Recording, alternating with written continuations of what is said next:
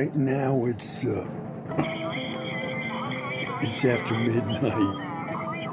I think it's after 1 a.m. I could check, but it's not important. It's the wee hours of the 19th of February 2026. And here's what I'm thinking about.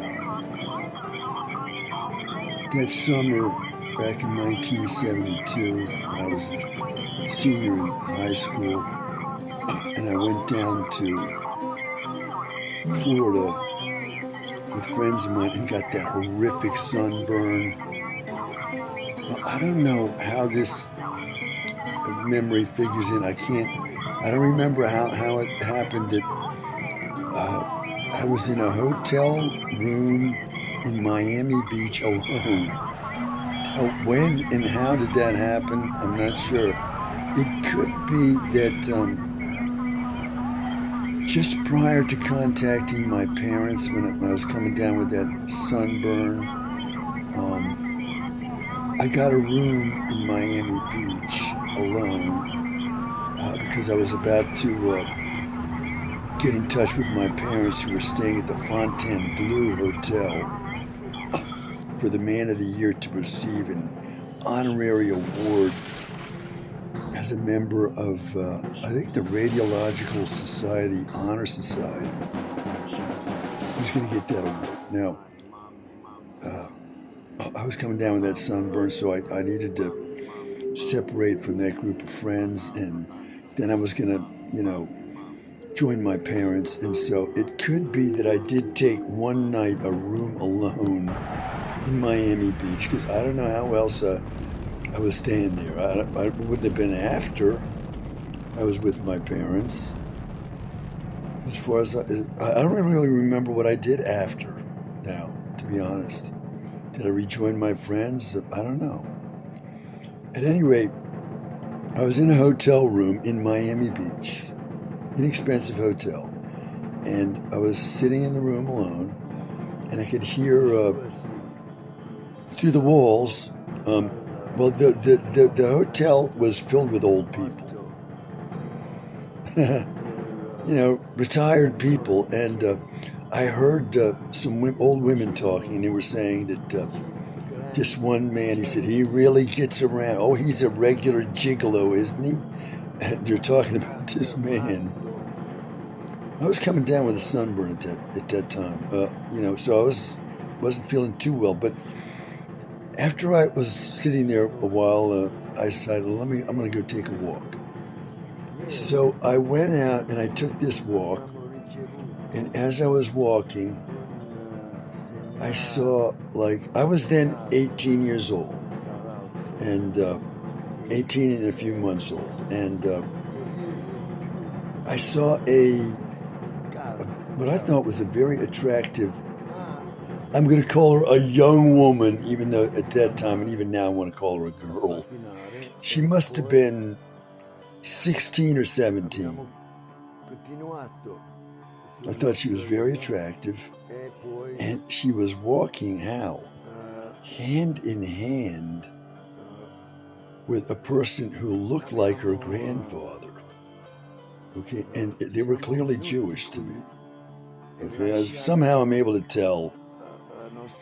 Not always, I'm not 100%, but for some reason, let's call it a sixth sense of it's a compensatory sense of somebody who's lived in under conditions of severe child abuse, we'll call it. And so I developed compensatory senses, and one was I'm able to see if a person's Jewish just by looking at the person, okay?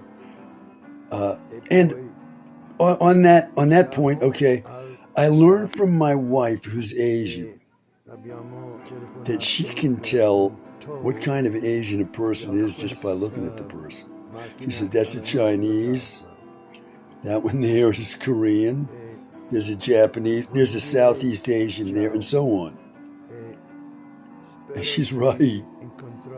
Now, as she clued me in on how she was able to make these distinctions, I began to realize that this kind of thing could be done. And So now I'm not as good as she is, but I know general characteristics for these types of Asian, and I can identify them now somewhat myself. But okay, so let me get back to what I was saying. There was this attractive girl, and she's walking hand in hand with what seemed like her grandfather, and they're both Jewish. They appear to be. I mean, when I'm looking at them, I'm thinking Jewish.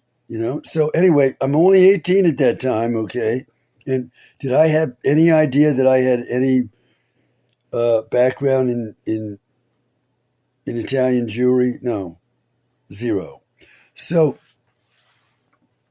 um, I I tailed along behind these two as they were walking at a great distance. I was watching them, and I just walked behind them until I guess they reached this high-rise hotel or apartment building, whatever, and they went in, and then I went back to my room. But what I'm thinking about now is, this Jewish grandfather with the beautiful daughter. Why did I follow them that way? Well, it turns out in my life I discover that my own grandfather has Jewish roots. He's descended from Italian Jews, I'm told, and he may have been. In fact, I believe near 100% that he was my biological father. As strange as that may sound, there's a movie called Chinatown, and there's this woman played by Faye Dunaway, a character, and she's telling this detective played by Jack Nicholson that this man who's her father, she's saying to him, I don't know exact quote now. I saw this a long time ago, and I only saw it one time. She's saying to Jack Nicholson, who's a detective, he's my father and my lover. This detective's here, father and your lover, and she says that a few times. He slaps her in the face. He said, "What the hell are you talking about?" Right? Well, it turns out that this father had been molesting his daughter, and I don't know. I don't remember the exact details, but he was her father and her lover, just like she said. So there's a kind of a bizarre thing in a movie. Like, these kind of things do happen apparently out there in the world. And so I'm saying that this man descended from Jews was probably my biological father. He was not my grandfather at all, which made America's Man of the Year. That's who I call the man who raised me and severely abused me. Okay? America's Man of the Year was then, if that grandfather was his father, and I'm not sure he was,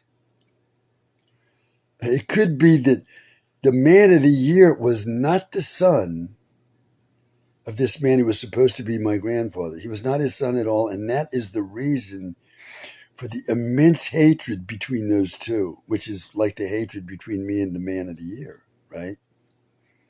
And I'm saying, in a relationship between father and son, for there to be that much hatred as there was, I believe that the Man of the Year murdered his father. This man who was my father, he was murdered by the Man of the Year. That's what I believe. Near 100%, I would say I'm 100% on that. He murdered his own father. He murdered his stepfather. Whether he had help in that or not, I'm not sure. He may have, or he may have just done it himself. I think he had help. I do. I don't think he did these things alone. I don't. So he murdered his stepfather, my step grandfather on his mother's side, my maternal step grandfather, murdered by America's Man of the Year in 1961 on January 7th. And then his own father,